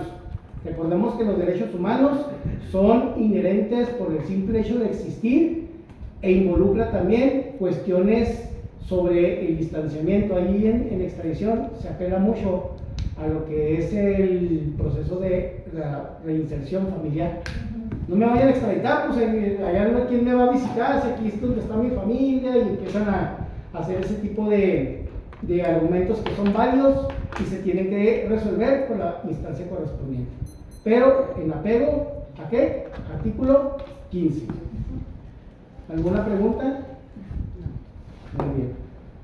Ahora sí, entramos al siguiente artículo, como les comentaba, que es muy amplio y es al igual que el 14, el que nos va a permitir combatir, digamos, el 90% de los actos de autoridad. Vamos al artículo 16. Aquí vamos a hacerlo a la inversa. ¿Qué dice? ¿Trae el avance programático? ¿Qué dice el enunciado general del avance programático en el artículo 16? Principio de legalidad. Principio de legalidad, así nomás, ¿verdad? Sin chiste. A ver, ¿a qué se refiere? Si es tan amplio. ¿Quién le puede dar lectura, por favor? Adelante, al primer párrafo. Que nadie puede ser molestado en su persona, papeles o posesiones, sino en virtud de mandato por escrito firmado por la autoridad competente que funde y motive las causas de procedimiento. Okay. Compañeros, el artículo 16 en su primer párrafo engloba una certeza, una seguridad jurídica como no tienen idea. Es necesario aprenderlo de memoria y es muy cortito. Nadie puede ser molestado en su persona, domicilio, documentos, papeles o posesiones, sino mediante mandamiento escrito emitido por autoridad competente en la cual se funde y motive la causa legal del procedimiento. ¿Okay? Ese es el principio de legalidad. Ahorita preguntaba el compañero sobre los retenes, ¿verdad? Sí. Los actos de las autoridades, sobre todo en algo que tiene su sustento o fundamento, como ya lo hemos manejado en distintas ocasiones, ya sea en la ley de vialidad del Estado, ya sea en el Código Municipal, bueno, pero que existe un ordenamiento, ya sea reglamento o ley, que sustente el proceder. ¿Ok? Aquí hay autoridades agentes que su función precisamente se relaciona con ese tipo de actividades. Bueno, en la práctica, lo vuelvo a mencionar, se escucha como algo imposible, algo tedioso, pero resulta, oh sorpresa, que ese es nuestro trabajo. En la práctica, por usos y costumbres, por intimidación, por inexperiencia, por diversos factores, esta situación al día de hoy prevalece.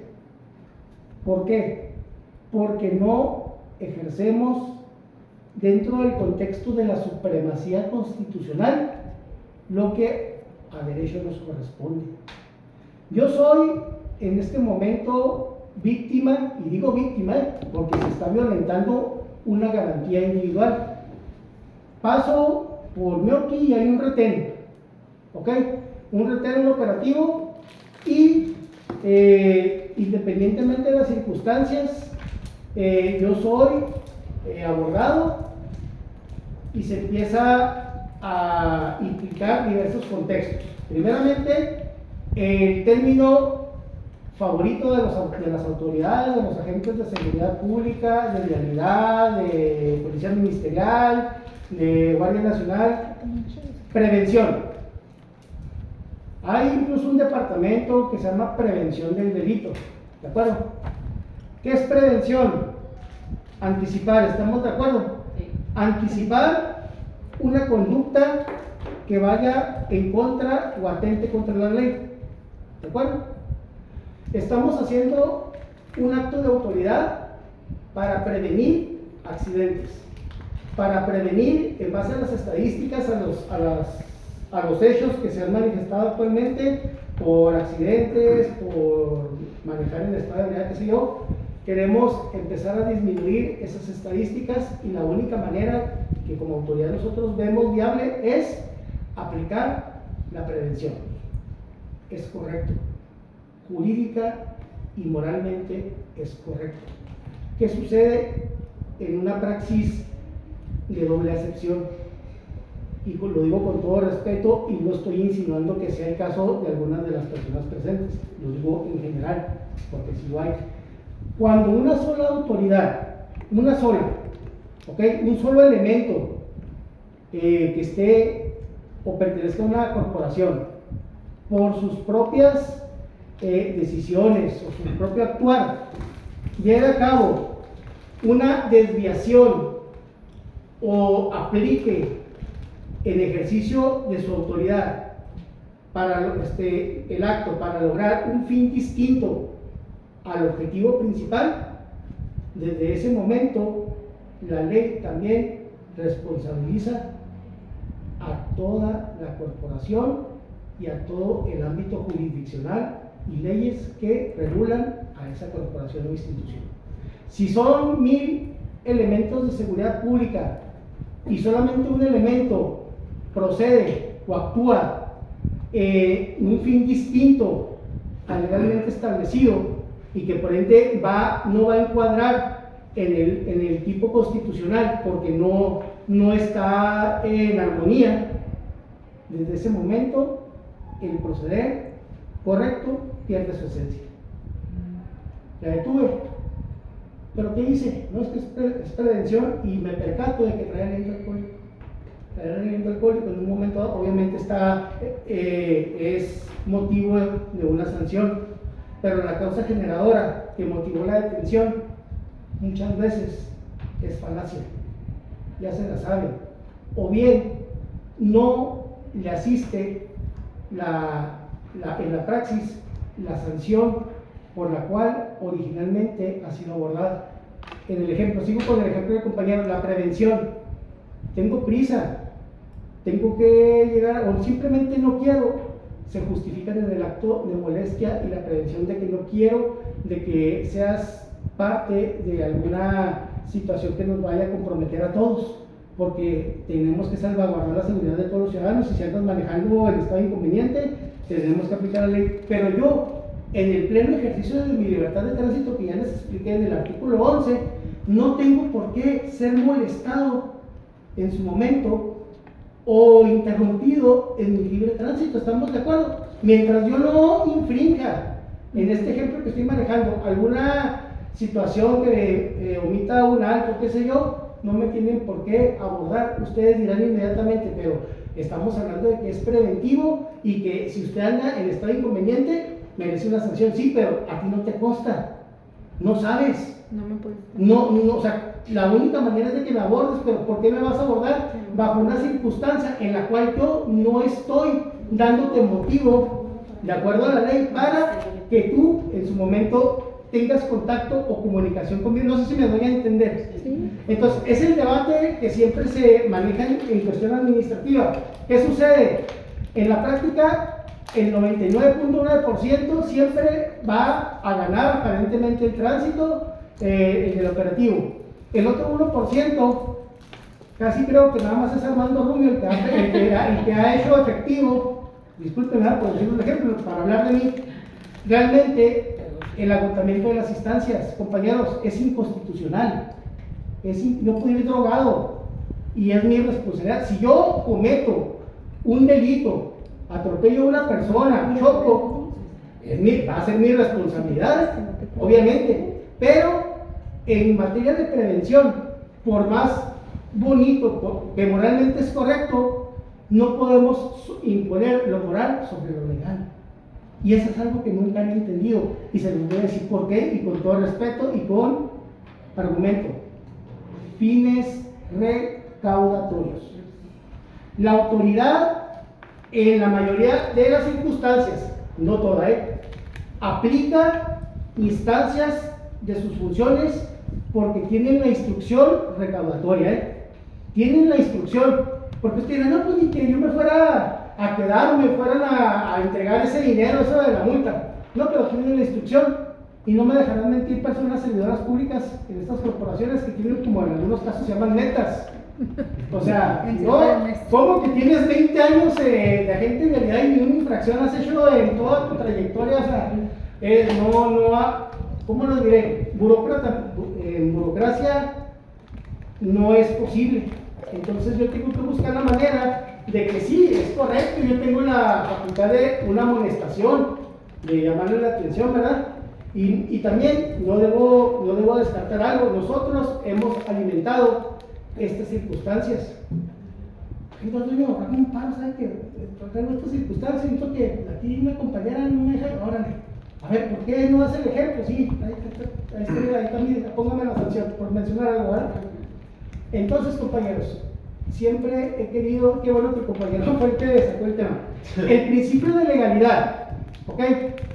El principio de legalidad del artículo 16 es que para que todo acto de autoridad se pueda implementar, no es de manera improvisada, y no es de manera limitante en cuanto a la jurisdicción, porque el agente de seguridad pública, el agente de vialidad me puede decir, yo tengo la autoridad y tú tienes que acatar lo que yo te diga, lo que dice la ley, y te puede sacar ahí la ley, y efectivamente ahí dice, en estos casos se aplicará corralón para el vehículo, arresto hasta 36 horas, multa si es de primer grado, no sé cuánto anda ahorita, total, bueno, ahí está. Pero permítanme, el agente dice, aquí está, mire, pues si me lo tuve que aprender de hora para poder trabajar en esto, aquí está, que el artículo 100, y que no sé cuál. Entonces, pero, volvemos. Artículo 16, compañeros, permítanme. Nadie puede ser molestado en su persona, domicilio, documentos, papeles o posesiones, sino mediante ordenamiento escrito emitido por autoridad competente en la cual se funde y motive la causa legal del procedimiento. Sí, agente de seguridad pública, tú estás haciendo tu trabajo, te estás respaldando en la ley de vialidad, en el código municipal. Antes era el reglamento de faltas al bando de policía o buen gobierno, que ahora es la legislación de materia cívica, que ya cambió, y ya también es como debe ser, el derecho de audiencia, precisamente. El derecho de audiencia que tiene una persona que pues ya me quitaron el vehículo, que se fue el corralón y que esto, espérate, sí, pero tienes derecho, tienes, no sé si 48, 72 horas, ahí dicen las boletas de instrucción, para que tú ejerzas tu derecho de audiencia, ya seas ante el juez cívico o el delegado de vialidad en turno, y asista lo que a derecho convenga. Bueno, si yo veo que es todo un mundo, que es algo tan complicado, tan tedioso, no, pues mejor así ya ni hablar. Bueno, dices más feo, así. Entonces, compañeros, seamos entonces conscientes de por qué prevalece. Y siempre me preguntan, oye, entonces, pues si la Constitución dice en su artículo 16 y la Constitución es la máxima ley, ¿por qué entonces puede más la ley de vialidad que está acá abajo con la Constitución que está acá arriba? ¿Por qué? Respuesta, y esto es lo que aplica para que lo entendamos como abogados. Mientras usted no haga valer, no ejerza sus derechos en apego al marco de la jerarquía constitucional, así va a prevalecer la situación. Ejemplo que también he tomado yo, ¿qué pasó con el impuesto inconstitucional de la tenencia vehicular? ¿Cuántos años duró? Sí, bien jugoso, o sea, ¿cómo se llama la palabra? una recaudación muy significativa, ¿verdad? Una contribución. Pero eso tuvo un fin, tuvo un motivo específico y estuvimos de acuerdo, ser buenos anfitriones en qué, en el 68. Sí, terminó y pues parecía que íbamos a ser vitalicios, ¿no? Anfitriones vitalicios, hasta que la gente empezó a investigar y se empezó a amparar. De amparo individual se fue a amparo colectivo y llegó un momento en el que fue derogado. ¿De acuerdo? Si no se hubiera manifestado estas situaciones de amparo, yo les puedo garantizar que la tendencia vehicular continuaría vigente. ¿Por qué no hacemos lo propio ante instancias o detalles como retenes o actos de autoridad que les llaman actos de molestia y por eso se justifican la supremacía constitucional? ¿Ok? Son muy pocas personas, pero como son casos aislados, no se ha calificado el rango de jurisprudencia de 5 ejecutorias ininterrumpidas. Hagámoslo. ¿Y qué se debe hacer ahí, profe? Ir al juzgado, ¿qué es lo que hace uno ya en la práctica? ¿Qué debe hacer? Cuando en este momento le están retirando su vehículo, ¿ok? En un retén y hay una notoria. Pero que ponen todos y te tapan ahí, o no puede a veces. No tapan, te hacen la señal, ¿no? De que te detengas.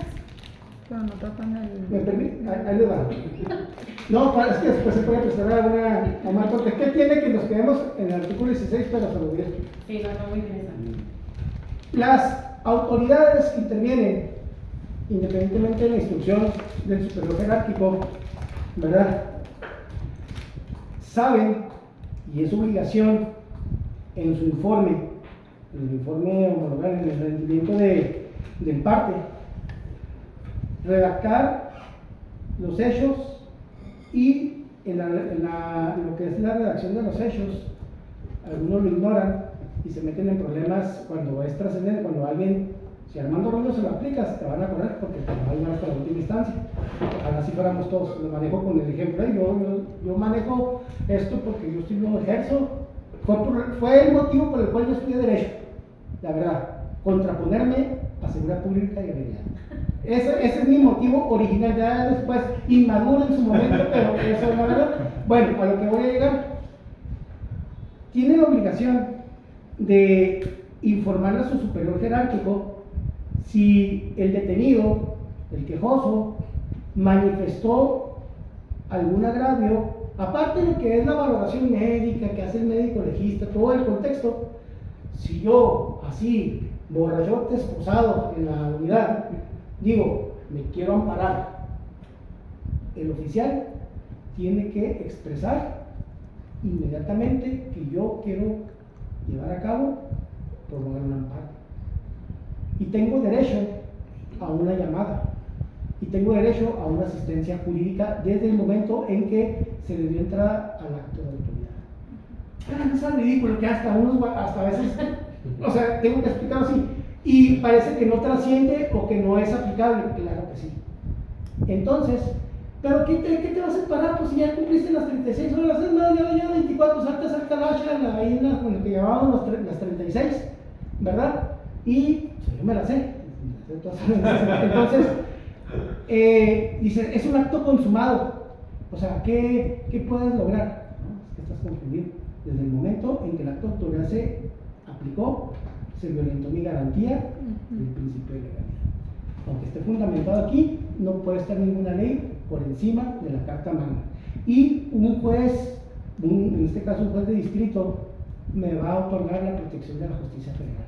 Y por esa situación, por esa, ¿cómo decirlo?, ese inconveniente, la autoridad que ejerció el acto, aunque haya tenido la instrucción, tanto el superior jerárquico que lo instruyó y él, van a ser rescindidos de sus cargos y van a ser sujetos a un procedimiento penal por abuso de autoridad.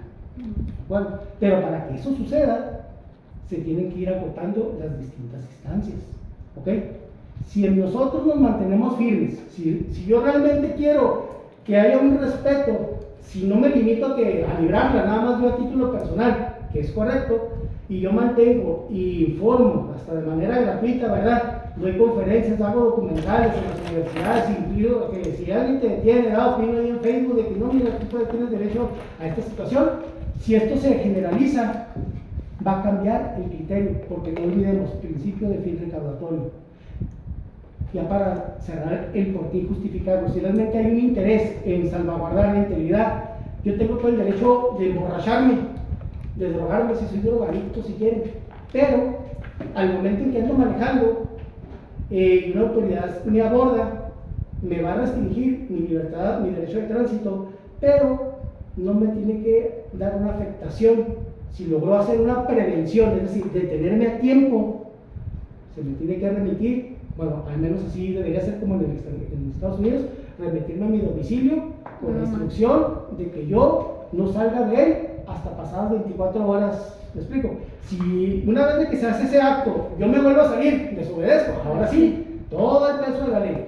El vehículo, compañeros, te manejan aquí los de vialidad, de que se lo puede llevar la grúa. Es una concesión que tiene ciertos servicios de grúas con el municipio y la corporación. La ley es muy clara, dice que en ciertos aspectos el vehículo, si se puede mover, si no está averiado, se debe dejar 12 horas en la corporación para que un familiar o una persona o incluso el mismo detenido resuelve la situación jurídica o la clara, pueda disponer de su vehículo.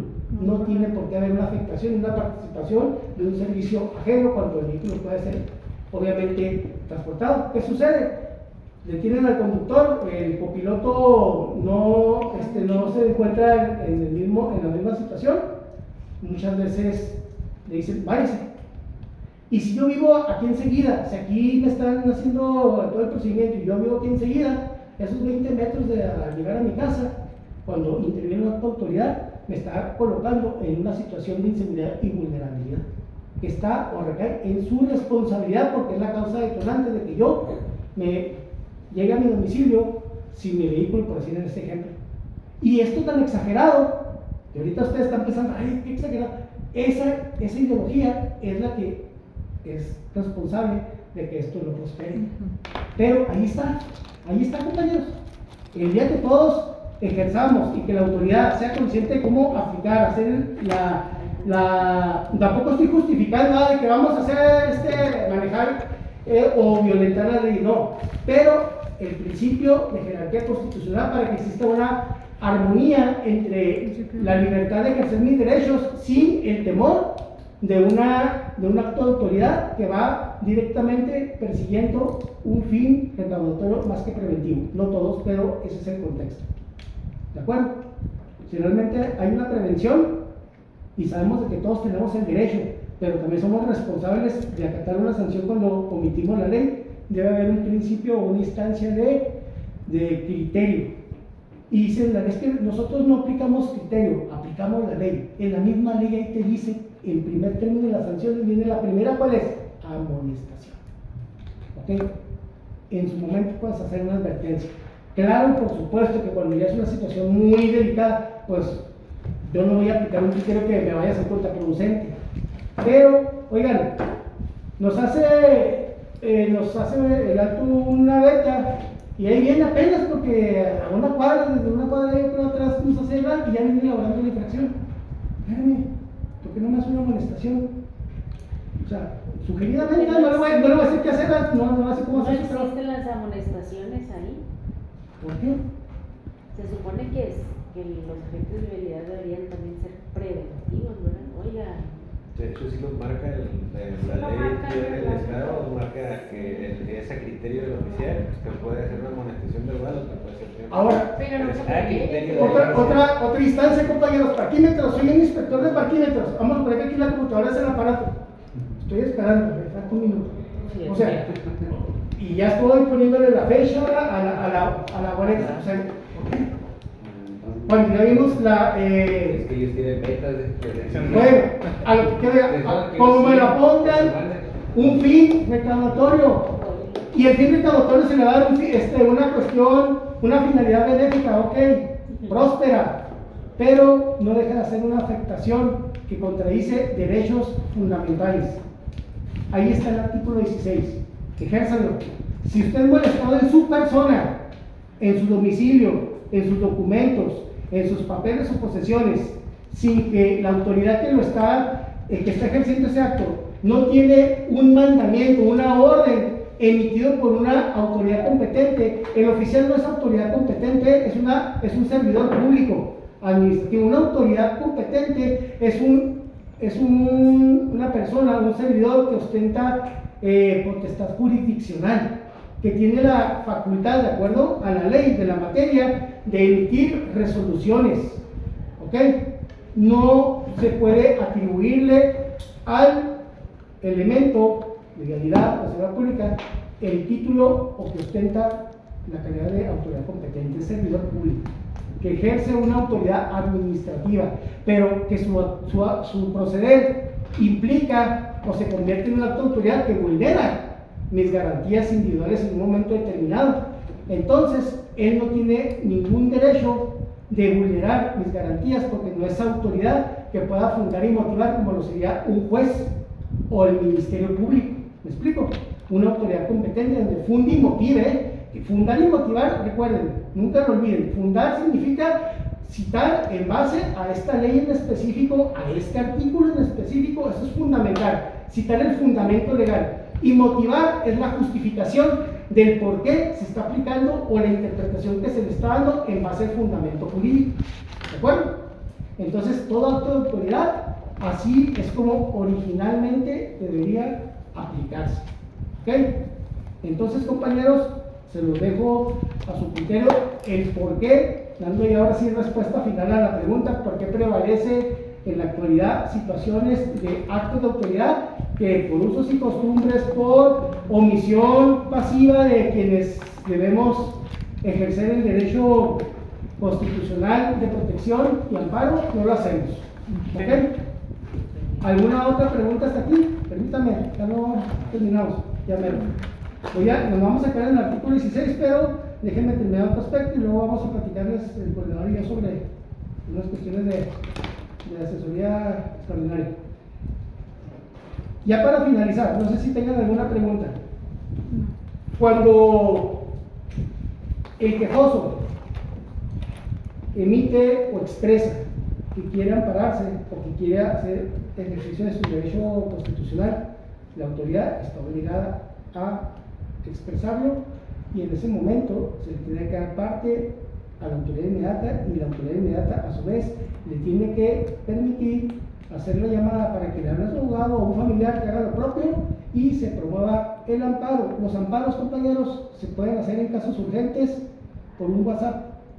Tenemos el número del juez de distrito, son las 3 de la mañana, ¿verdad? O del secretario de, como dicen los juzgados, promociones y actos de término o de casos urgentes. Ahí está el número de fulanito de tal, sean las 4 de la mañana, un mensaje y tiene que atenderlo y se queda registro para que mientras son peras son manzanas se respete y luego ya con calma se haga la formalidad respectiva. No quiere decir que así de manera coloquial se va a promover el acto, sino como es un caso urgente, para que el tiempo no esté corriendo, ¿verdad? Se haga de manera inmediata y luego ya en su momento formalizarlo. Oye, necesito ampararlo, ok, ya de viva voz, por comparecencia lo hiciste, ejecútenlo, se toma como si hubieras presentado el escrito, ya posteriormente presenta la formalidad y se resuelve. ¿De acuerdo? Pero para que esto suceda, el agente que está llevando o la autoridad que está ejerciendo el acto tiene que dar conocimiento inmediato al superior y por lo regular el parte lo presentan hasta el final del turno, ya cuando a lo mejor entró a las 7 de la tarde, a las 7:30 se aplicó el acto de autoridad y hasta las 6 de la mañana, ¿verdad? Está entregando su parte, ¿verdad? Y resulta que ahí va la expresión de que yo quiero ejercer mi derecho de amparo y como yo no sé ni qué onda, pues yo nomás tengo que comunicárselo al superior, él debe saber qué hacer y él a su vez así va la cadenita. Ya pasaron las 24 horas y pues ya el quejoso dice, no, pues ya para qué, mejor ya pago, ya me voy o lo que sea, y ese es donde recaemos, volvemos al mismo, a ese conformismo. Al contrario, todo ese agravio, toda esa omisión es a su favor en un momento determinado, pero se nos hace un mundo agotar las instancias. Si nosotros como abogados le explicamos al pleito, nosotros mismos a título personal, con el ejemplo, agotamos instancias, esa va a ser la manera en que la ciudadanía vaya motivándose. Y no lo vean a veces, porque también lo debo admitir, a veces sí es revanchismo, pero es revanchismo jurídicamente justificado. Oye, pues que ya, ¿cómo te puedes ir? Andado malo de la columna, ya, supéralo, ¿no? Yo te garantizo que ese agente de seguridad pública te lo voy a encarcelar. Y me dejo llamar a mis amigos y me voy a encarcelar. Por un ejemplo, ¿verdad? Entonces, también no es moralmente correcto aplicar estas instancias cuando lo que nosotros buscamos es un revanchismo, pero cuando va apegado a que se haga una concientización de la jerarquía constitucional, adelante, sugeridamente, porque recuerden que a fin de cuentas nosotros tomamos nuestras decisiones como profesionistas y como seres humanos. ¿Ok? Nosotros ya sabemos qué está bien y qué está mal. ¿Alguna pregunta hasta aquí? ¿Se fijan lo complejo que es el artículo 16? Y hasta el oso. Bueno, compañeros, no hemos terminado garantías constitucionales. Yo sabía que me iba a quedar en el artículo 16, no hay problema. Sin embargo, le comentaba aquí al coordinador que para poder, y es el beneficio de ustedes,